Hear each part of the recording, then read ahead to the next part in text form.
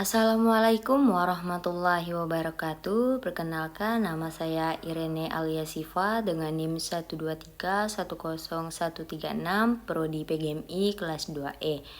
Video ini untuk memenuhi tugas mata kuliah Filsafat Pendidikan Islam, yaitu urgensi mempelajari sumber-sumber kehidupan Islam bagi diri sendiri dan kehidupan yang akan datang. Nah, perlu kita ketahui bahwa pendidikan Islam ini memberikan dasar yang kuat dalam memahami ajaran agama, etika, moralitas, dan tata cara hidup yang sesuai dengan ajaran Islam. Sumber utama adalah Al-Quran. Ini terdiri dari 114 surah dan 30 juz. Al-Quran yang berisi firman Allah Subhanahu wa Ta'ala yang diturunkan kepada Nabi Muhammad dan malaikat Jibril sebagai perantara yang di dalamnya itu mengandung ajaran dasar tentang akidah dan syariah. Nah, sebagai petunjuk bagi orang yang bertakwa dengan memahami dan merenungkan ayat-ayat Al-Quran ini dapat memberikan petunjuk dan hikmah dalam kehidupan sehari-hari. Nah, yang kedua itu ada As-Sunnah, merupakan sumber kedua agama Islam. Merupakan catatan perkataan, perbuatan, dan ketetapan Nabi Muhammad SAW. Hadis juga menjadi sumber penting dalam memahami ajaran agama Islam dan meneladani kehidupan Rasulullah sebagai contoh teladan. Rasulullah ini memberikan klarifikasi terlebih dahulu tentang apa yang ditentukan dalam Al-Quran melalui sunnahnya. Nah, yang ketiga itu ada ijtihad, berasal dari bahasa Arab jahadah. Nah, yang berarti berusaha dengan sungguh-sungguh. Secara hukum, ijtihad ini mengandung arti menggunakan seluruh daya atau nalar untuk menentukan hukum syariah dengan menggunakan istinbat Al-Quran dan Sunnah.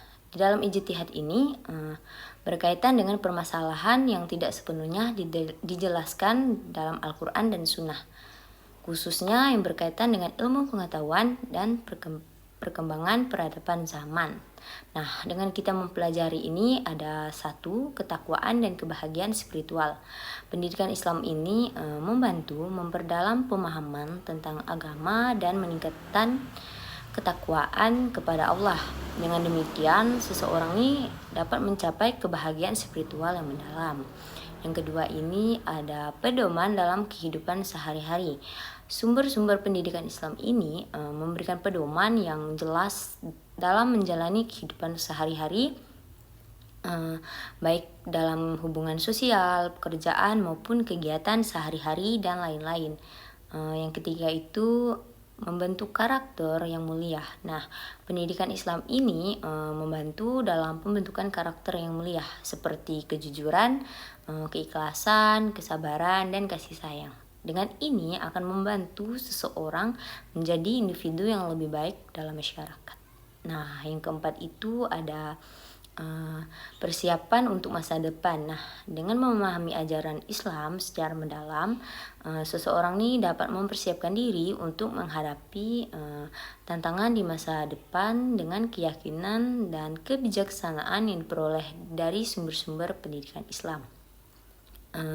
Yang kelima tuh ada menjaga identitas keislaman pendidikan. Nah, yaitu pendidikan Islam ini membantu seseorang tuh untuk memahami dan menjaga identitas keislaman dalam lingkungan yang semakin kompleks dan beragam.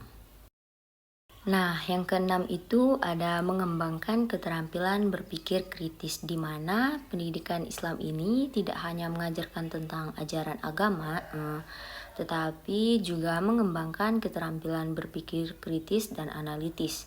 Hal ini dapat membantu seseorang untuk memahami secara mendalam konsep-konsep agama dan menerapkan dalam kehidupan sehari-hari.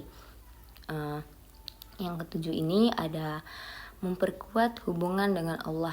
Nah, dengan memahami ajaran agama secara lebih dalam, seseorang ini dapat memperkuat hubungan spiritualnya dengan Allah. Hal ini dapat membantu dalam menghadapi cobaan dan tantangan hidup dengan penuh keyakinan dan harapan. Yang kedelapan tuh ada menyediakan pedoman etika dan moral. Nah, pendidikan Islam tuh memberikan pedoman etika dan moral yang jelas bagi individu dalam berinteraksi dengan sesama manusia dan lingkungan sekitar. Nah, hal ini tuh membantu dalam membangun masyarakat yang lebih baik dan harmonis. Yang kesembilan tuh ada menyediakan keseimbangan hidup, di mana pendidikan Islam ini mengajarkan pentingnya keseimbangan antara duniawi dan ukhrawi. Nah, dengan memahami ajaran ini, seseorang tuh dapat menjalani kehidupan dengan harmonis tanpa mengabaikan aspek spiritual. Yang ke-10 tuh ada menyediakan harapan dan optimisme. Nah, pendidikan Islam ini memberikan harapan dan optimisme dalam menghadapi tantangan hidup. Nah, dengan keyakinan pada takdir Allah dan pahala akhirat, seseorang dapat menjalani kehidupan dengan lebih tenang dan optimis. Nah, dengan penjelasan tadi, seseorang tuh dapat meraih manfaat yang besar dalam kehidupan ini dan di akhirat kelak. Hal ini membantu dalam membentuk individu yang lebih baik, berakhlak mulia, dan bermanfaat bagi diri sendiri serta masyarakat di sekitarnya. Sekian yang dapat saya sampaikan, kurang lebihnya saya mohon maaf. Wassalamualaikum warahmatullahi wabarakatuh.